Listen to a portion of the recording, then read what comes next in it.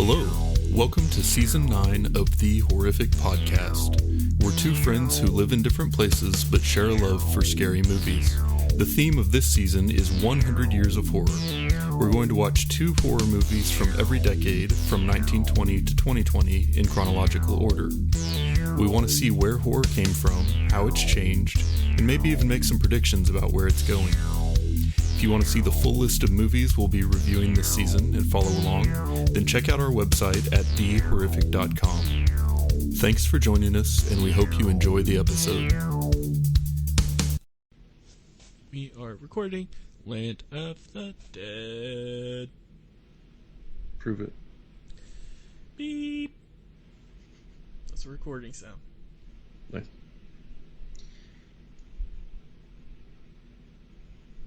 So I had somehow never seen this movie before. Really? Yeah, it's like so right in our wheelhouse, right in the main time frame that it should have shown up to us on like multiple occasions. Yeah. And somehow I just never got this one. Yeah, I own a copy of it. Nice. It was I was trying to think of like when I got it. And the only thing I could think of is like when we had Hastings in town and they had like deals on Tuesdays or whatever. I had to just be one where I was like, oh, zombies. Oh, okay, yeah, let's do it, you know. Yeah. Yeah, that's surprising, though. Yeah, especially given, like, who wrote and directed it and the world that it plays a part in and everything else. Because I remember watching, I think, Day of the Dead, or maybe Dawn, with you probably more than once when we both lived in Oklahoma. Yeah. So it was just kind of weird that this was the one where it fell off. But I definitely haven't seen the two that came after it either, now that I looked at those. Yeah. So, yeah, I got a little homework to do, a little catching up. Yeah, this was one that I added specifically because I knew didn't we just do Dawn of the Dead, or I thought we just recently did that, or maybe I just watched it. I don't know, but I was like, we need to do Land of the Dead too. Yeah. So, yeah. But it was interesting to me watching this as part of our like journey through the decades of horror. And the last time we really encountered zombies, I say this, I may be forgetting one, but I think the last one we saw with zombies was I Walked with a Zombie from 1943. And that movie was very much like kind of voodoo zombie, kind of more like possessed or in that world, like Bewitched or something. Whereas this is sort of much more in line with what we think of today as zombies and is popular in media today. And so it was kind of nice to get that mixed in, even though I think that this is, you know, one in a very, very long line. Like even these of the Dead movies have been going, you know, since the 60s. Yeah. And it's still like a popular franchise today.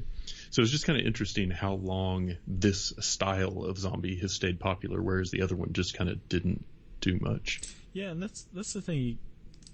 The other thing too that we got to talk about is the fact that we've done so many like, you know, 90s or 2000 zombie movies, or we've just done so many that trying to find trying to compare the 40s, you know, I Walked with a Zombie to now, it's like I'm sure there were better options, but we've already done a podcast on it, I'm sure. Oh, like, yeah. We've done so many. So it was just kind of a weird, like, trying to find one that was right in line with it, that we could kind of, you know, after this season's said and done, we can look back and see the growth of Dracula and even Frankenstein a little bit, and, you know, zombies, like the monster movies. So yeah, and just thinking too about how far the movie making has come, like comparing this back to I Walked with a Zombie, or even with Night of the Living Dead, which we didn't do as part of this season but have in the past. I mean, the budget, the special effects, like everything about it is just on such a different scale. And that's got to be crazy for George Romero to go from, you know, towards the beginning of his career making one on a shoestring budget with basically no resources, you know, all the way till now, where it's like this huge Hollywood blockbuster production. Yeah.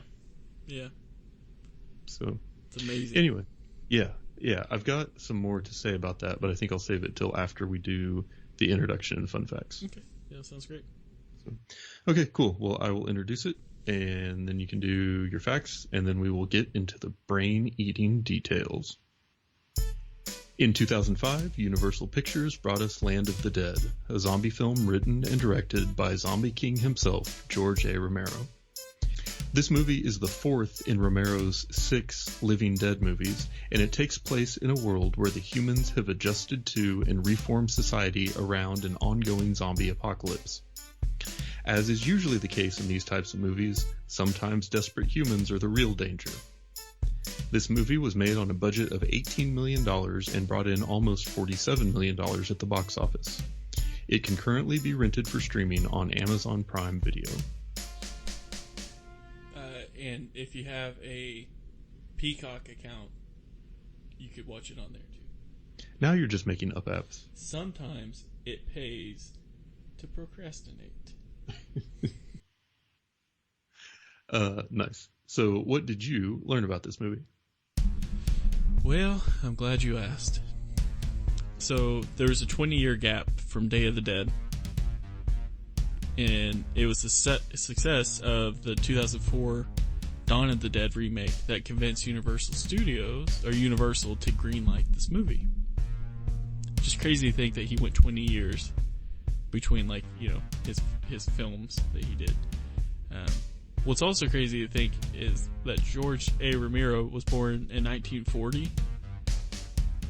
and for Night of the Living Dead to come out in he was only 28 when he, like, changed. Yeah. Yeah, it just blows my mind. Like, made like an all-timer. Yeah. 20 years old. Insane. That's awesome. But anyway, so the success of really his other film is what kind of led into this, or at least a film that was inspired by his work. So the thing that the deal with this movie is that after the attacks on 9/11, there was like a weird, like, studios weren't wanting to put out, I don't want to say horror, but like gory movies, and so, you know, no studio was really comfortable doing that. But what George did was he had basically rewrote the script in the delay that he had when he was doing that, and which is why, you know, you see some of the themes in this movie that are, I feel like, a little obvious, but why you see those themes is because of him being delayed during 9/11, and, you know, seeing how things were kind of what things were turning into after that happened, and just kind of used it to write, which, you know, modern take on that's a horror take on a modern issue, I guess. This film was filmed in Ontario, freaking Canada, because of a Canadian tax incentive that they were doing. There's a picture that you guys can look up, and it's modeled after, like, Pittsburgh, but it looks just like, I mean, it's in Canada. You could see, like, the bridges and everything going into the island and stuff is pretty cool. So, film tax is something that we learned when they started filming in Oklahoma, because, like, I think they were getting, like, discounts or something, like, a few years ago, and yes. So, like, that's why films were coming to, like, Pawhuska, Oklahoma, and I assume that's why they're making the Killer's Flower of the Killer Moon, or whatever it's called. Yes. But anyway, and it's also based in Pawhuska. What can you do? So this movie is the biggest budget. It remains the most expensive film in Romero's Dead franchise that he did. So rounded up, it was 18 million, like you mentioned in the intro. Night of the Living Dead was 114,000 roundabout. I was gonna say, I thought that one was like $20 and a couple favors. Yeah. Which, thinking about it, 114,000, 1968, it's like 12 billion now. So he had a pretty big budget, I guess. But Dawn of the Dead, 1.5 million. Day of the Dead, 4 million. Diary of the Dead, 2 million. Survival of the Dead, 4 million.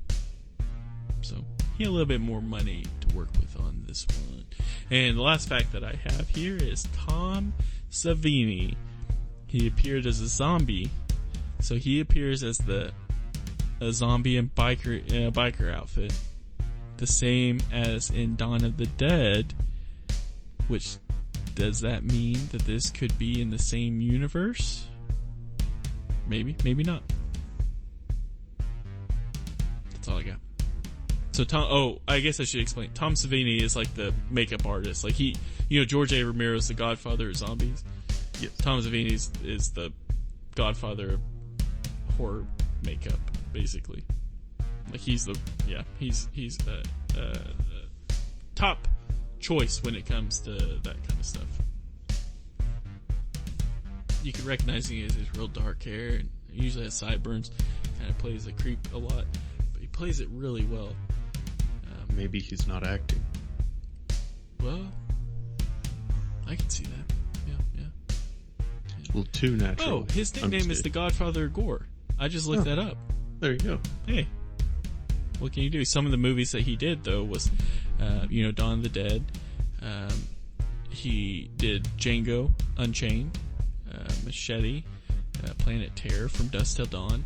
So he has a real over the top makeup thing that he does, and which obviously I love. So that's all I got. And Tom, I apologize. I was making a joke. I don't actually know anything about him being a creep or not. So yeah. And Tom, if you're listening to this, have you ever used the app Good or Real Good? You can find any movie you want on it. I'll wait for your response. Well, it'll tell you where to watch movies to stream where they're available. Don't mansplain this to him. No, he's got it. I'm letting the other listener know what the product does. Yeah. Also, Tom, if you're listening to this, you're in the wrong place, man. Yeah, you got better ways to spend your time. Okay. Yeah. But anyway, so back to something you said a little while ago. I have always assumed that all these movies were meant to be in the same universe, just at different times and following different characters. Okay. I could see that. I could see that for the newer ones. It'd be strange. Well, maybe not. No, it would be strange for the older one to now. Because you think they would know about it? Yeah, I wouldn't. I wouldn't assume that necessarily there's continuity in the costuming and timing and stuff necessarily, but I do think conceptually it's just kind of looking at what would a zombie apocalypse look like from all these different angles. Yeah. But yeah, so I was kind of curious because, like I said, I hadn't seen this one before, and I know this is 4 movies in, and I know that George Romero is obviously pretty responsible for the popular image of zombies in culture today, and it's what do you do for number 4? After you've been working your way through, you've had a lot of time to express ideas on what is basically the same setup. So how are you keeping it fresh? Mm-hmm. And I think what was unique about this one, or what was a thing that I hadn't really seen in much zombie media previously, was just the idea of, okay, well, say this thing just kind of keeps going on. What would humans do? Yeah. And so his answer was well, they would kind of reform society, and society would kind of separate into people that had power and means and people that didn't. And people would continue to try and find ways to survive and make money. And a lot of stuff would just kind of resume, but look a little different. Right. And so it was almost like building the world of, say the zombie apocalypse didn't get solved. Maybe they didn't all starve. Maybe the people didn't have enough firepower to overcome them and they kept spreading. And now we just have to coexist in a world where zombies are a thing. Mm-hmm. And what would that be like? And I thought that was kind of an interesting premise for it because I'd never really spent much time thinking about that. Yeah, it was kind of nice to not get into, kind of like you're saying, we know what zombies are about now. There's no, we don't have to describe it.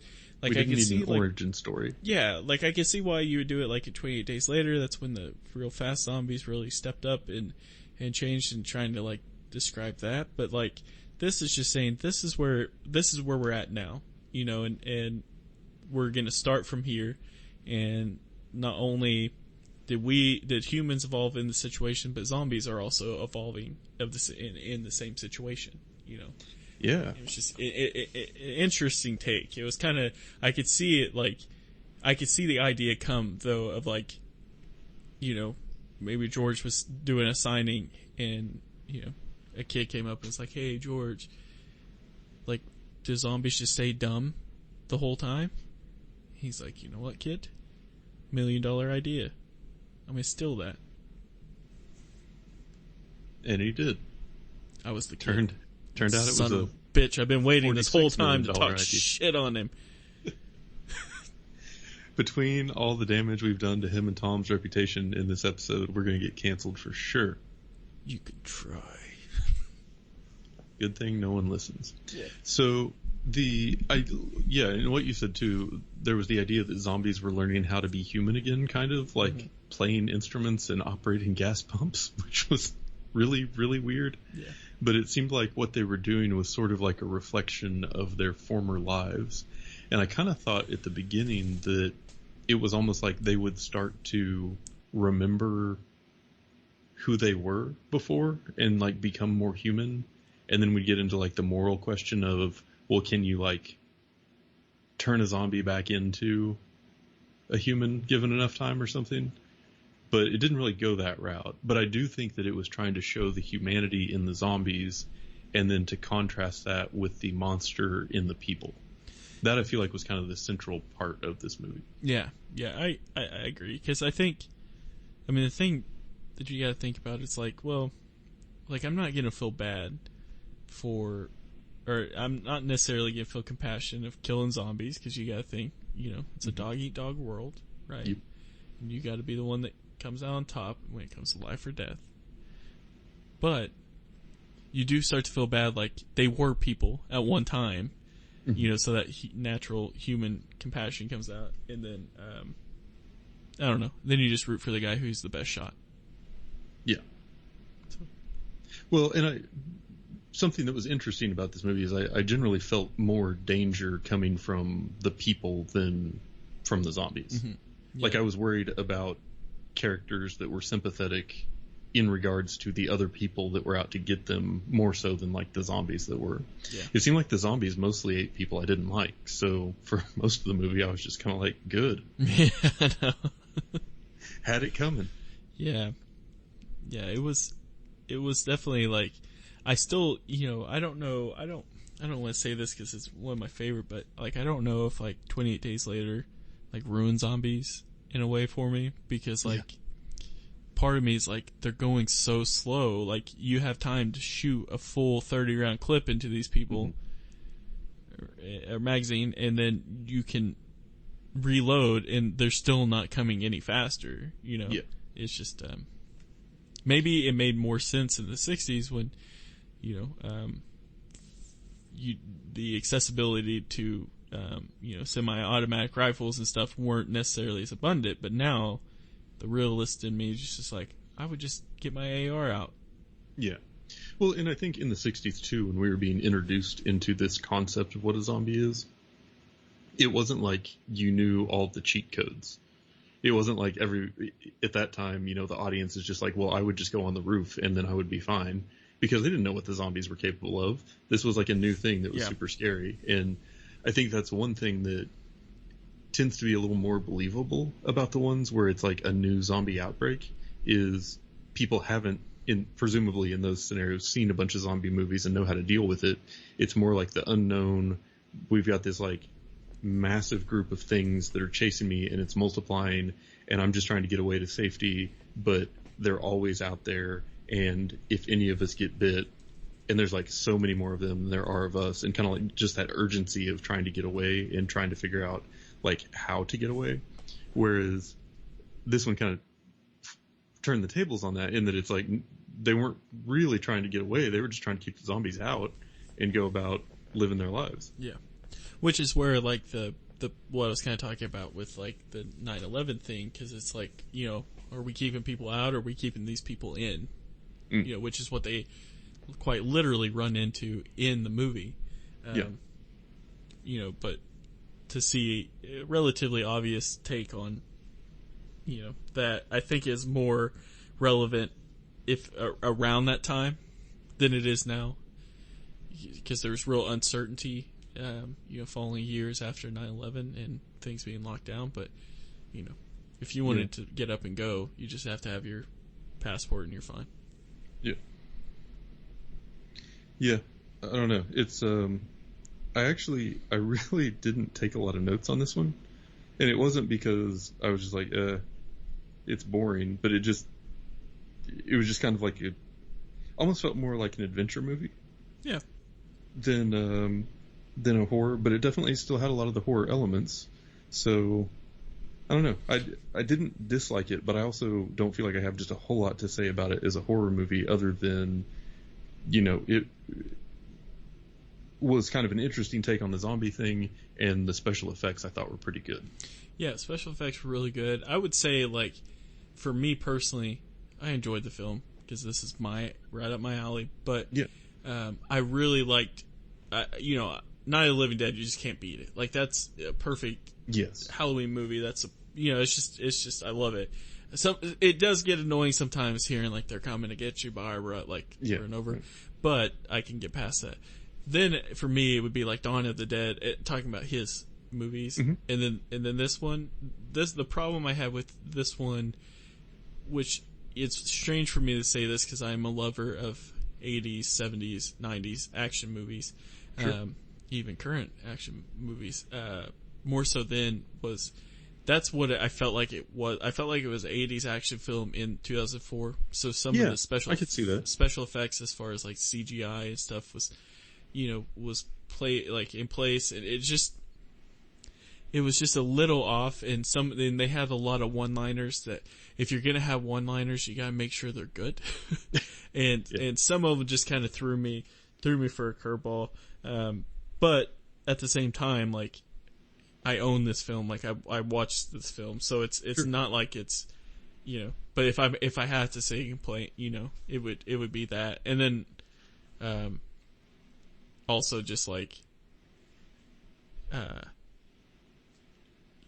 you know, instead of us being locked in and having to worry about zombies, like when they're leaving at the end, it's like, hey, you could just kill them. Yeah. And you don't have to worry about those zombies anymore. And I get the idea of why you're not, but, you know, would you want to just be able to go through a grocery store and not have to worry about getting bit? Right. Yeah. Or do you want to have to, like, I don't know. But it was also, like, intuitive, or, what's the word that I'm thinking of where they create something? It was also cool to see him create... Innovative. Yeah, that's my guy. With, like, there was different things. So, you know, they showed, like, fireworks, distract them. Using that as a distraction so that they could shoot them like, spotlighting deer. Yeah, exactly.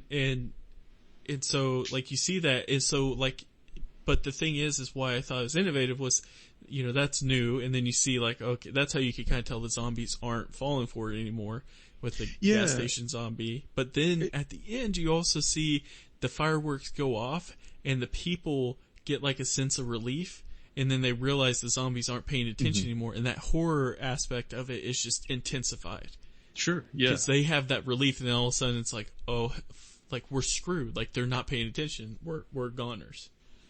Yeah, and that's what I was kind of getting at, I guess, when I was talking about how it feels like, you know, it would be hard to make a fresh-feeling zombie movie now because it's like we know all the hacks. Like, we know what they can and can't do. Like, the stereotypes have been established. The tropes are there. And so this idea of the zombies sort of being able to, like, evolve past that was an interesting element in this one. Because on the one hand, the people had figured out ways to take advantage of them, which is exactly what would happen if they had been sort of living in the same space for a long time. But then you see the zombies are starting to change and get around those tricks, which adds like an element of the horror to it because you realize it's going to be like a constant battle. It's not like, oh, we figured out something that works. It's just going to work forever. It's, we figured out something that works for now. but that doesn't mean we're safe. Yeah. And so I think that was a really nice way to kind of keep that going and to, I feel like, enable like the future movies to happen, because it doesn't feel like, okay, we've just figured out what zombies can and can't do and now we win. Yeah. Yeah. Oh, I also feel like, and I know that we've talked about the show The Walking Dead on this podcast a fair amount, and I know you and Donnie used to get together and watch it. I didn't get invited. I'm not bitter, whatever. But it's you were a in thing. town when we started watching it. You never waited for me to catch up. Yeah, it wasn't the greatest. It was a good time for you two to bond and talk bad about me, I'm sure. But yeah, 100%. Here's the thing. Yeah, I feel like this movie was sort of the spiritual predecessor to that, because it felt like the zombies were just part of the reality. Yeah. But they were also just kind of like in the background to a lot of human drama, and That's really only played into it when they were moving the plot forward. You know what I mean? Like, yeah. It almost was like a backdrop or a setting for a larger story. And that's a really interesting way to think about it, because you think about a zombie movie being about zombies, but really they almost were like, you know, okay, this movie takes place in Mexico City. This movie takes place in the Himalayas. This movie takes place in a zombie apocalypse. Like, it stood out to me in that it felt different from other zombie movies, in that the zombie piece felt more like a kind of backstory through a lot of it. Yeah, it definitely did. Like, I think that was like the whole concept of this. Yeah. It was that aspect of it. But I think I have bad news. I think the comic book for The Walking Dead actually came out before this movie. If that makes any. Well, I mean, I still feel like the show, a lot of paid more attention to it than Yeah, I mean, just the production of a show. I feel like this kind of set the template for that. But which is also kind of like, let's just get to killing zombies. Right. Let's kill some zombies. No one wants to worry about it. Yeah, exactly. Yeah. Exactly. I was glad Zombie Cholo got to confront the rich guy. That's true. But he didn't get to kill him, though. I know. He almost did. At least and I thought to myself, like, did they do that on purpose? Because, you know, he was kind of talking about being basically a day late, dollar short, you know, with his stuff. And it's like, oh, he didn't even get to... Well, maybe, you know, old Dennis Hopper would have came back and won, but, yeah. Yeah. But also, it's like, hey, it's not just this one guy that has the power to do this. It's the whole group of them, you know? Yes. And, he's just a symptom. Yeah. But yeah, it also made me happy, and I thought you would hate it, but I loved how there was that just like random, non-essential one last jump scare thrown in at the end. Oh, yeah. Yeah. Where the zombie falls down into the vehicle. Yeah. And that like did nothing for the plot or anything else. It was just like, you got past the point that was sort of like the climax of the horror. Yeah. And you thought it was all just wrap up, and then they like threw that in. I thought that was good. Well, so, yeah, my thought was that was the early 2000s horror coming out. Oh, for sure. You know, where they have to have exactly. a laugh. You know, because it ended with, you know, the bigger guy tossing him out saying, now we can go, or whatever he said. And it was like, oh, yep, you're so funny. Yep. You know, like a 90s TV show intro, you know, where they're like doing something stupid and smiling. But, yeah, it was alright. I mean, that was my thing. When it comes to these movies, like, do you want to make me happy? Like, this is all you gotta, you know, one of these movies is all you gotta put on. You know? Yeah. And I'm good to go. Yeah. And, it was the same for me. I didn't necessarily take notes, and it was more so just because I've seen it so many times. But, also, I mean, I sat there and just watched the whole thing, didn't pull the phone out, my ADD didn't kick in. It's just because I you know, enjoy watching these. Yeah, I guess the very last thing I have to say about this is, what was the name of the truck? Dead Reckoning? Yes. I really like that name. Like, I just thought it was a cool name for something. That's all I got, though. Yeah. I think I would still rank the 2004 Dawn of the Dead over this. Yeah. To me, that one is more of like a classic zombie movie. Mm-hmm. But this one I liked in sort of that it tried to expand or do something different and, like you said earlier, innovative with the genre. Yeah, it just wasn't the same over and over. And plus, it had Ving Grimes in it. Well, obviously that's... Fuck y'all. Yeah. Fuck y'all. That's how he said it, too. Yep. But yeah, thanks, George. We appreciate the contribution. Yeah. Hey, R.I.P. Miss you every day, man. And Tom, if you're out there, no hate. Yeah, if you're still listening to this, that's your fault. Get out of here. And that's it for today's episode. If you've listened this far, then thank you, and we hope you've enjoyed it.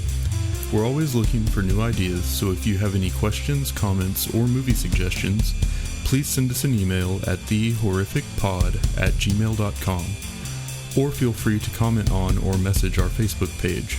Just search for The Horrific Podcast. Thanks for listening.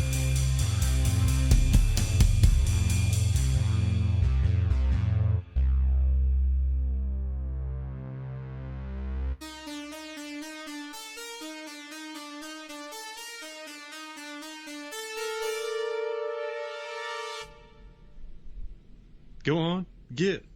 Don't want you no more. Bye, Tom. Hope you find your dad. He's my dog, Pa. I'll do it.